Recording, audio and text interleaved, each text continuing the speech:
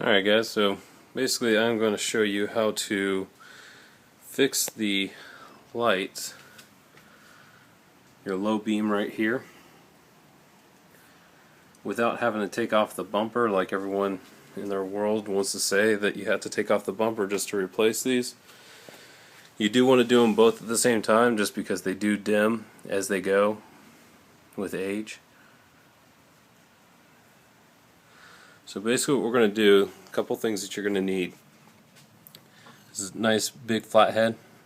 I found a small little flathead, also beneficial. You need a little 10 metric. Needle nose pliers, flashlight, and of course socket wrench.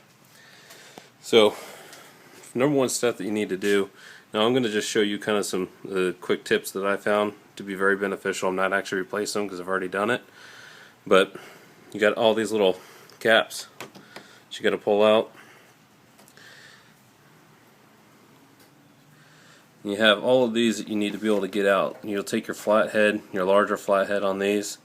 You do have the smaller one right here. That's where I found the little one to be more beneficial.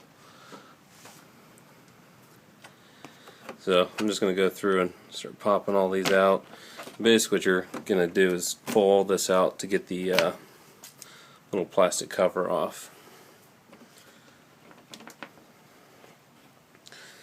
They're a heck of a lot easier doing last time. It should just slide right out. Just put them right up in here. Now of course what you find with these Japanese cars, they like to put a lot of plastic in. Let's see if I can get this sucker out. But I guess it makes it look a little more cosmetically aesthetic. You can try when to get those so you don't have to break them, so you don't have to buy any more parts. So this whole piece should just slide off. Just lift it up, bring it over. So basically whenever we're looking at this light, it's going to have a little carriage on the back side here, a little protective plate. And it'll have a warning label on it basically stating that this is high voltage, so you screw with it too much, you're going to get burnt. So you'll see the one over by the windshield wiper fluid is a lot easier to get to, whereas this one, you can see the actual screw. It's right here.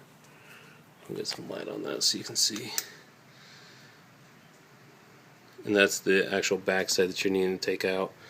So, quick suggestions, so you don't have to take the bumper off, is pulling this plastic piece out,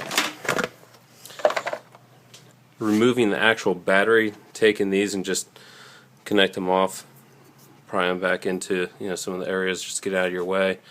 Make sure they don't touch. Also, you'll have a little vent valve that's right here. I went ahead and took that out. It's got two little plastic beads, one right there and then one that sets in a little bit further. I took that out just because it rests right up against that actual plate, that protective plate that you're trying to get out.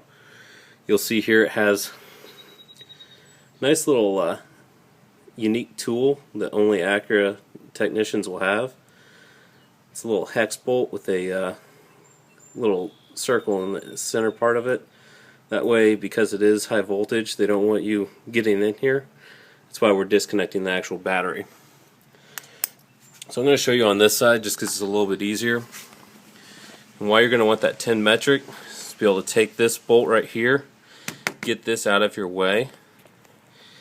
And unless you actually have this tool right here, the needle nose pliers are nice to be able to just get in there and just grip it, get ready to pinch your fingers and just twist it on off. Once you do that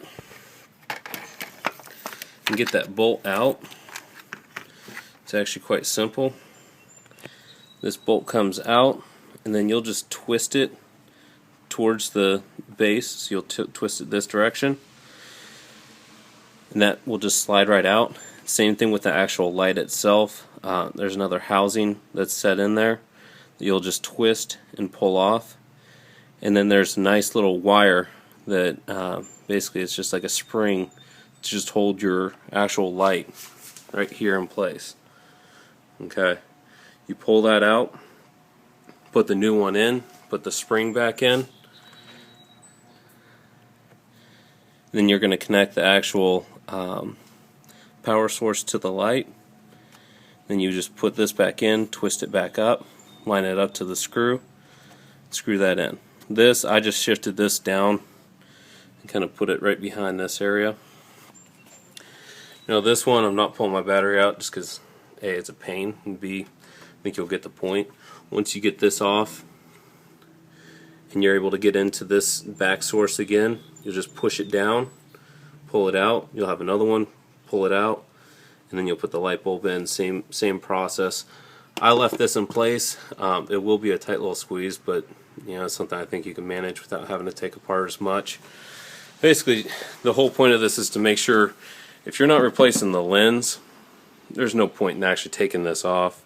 You can get to this just by disassembling little plastic parts that are in the way.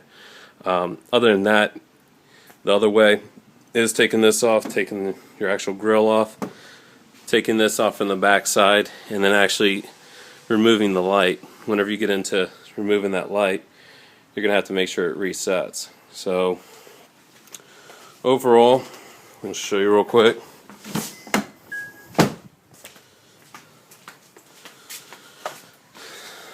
So, I'm trying to blur you.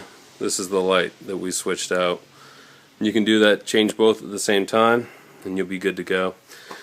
But other than that, I hope this helps. I hope you haven't tried to disassemble your bumper and try and get all that crap back on, especially because you have so many other connecting parts, and with those plastic screws that hold that in place, they're easy to break. So hope this helps. Let me know if you have any questions.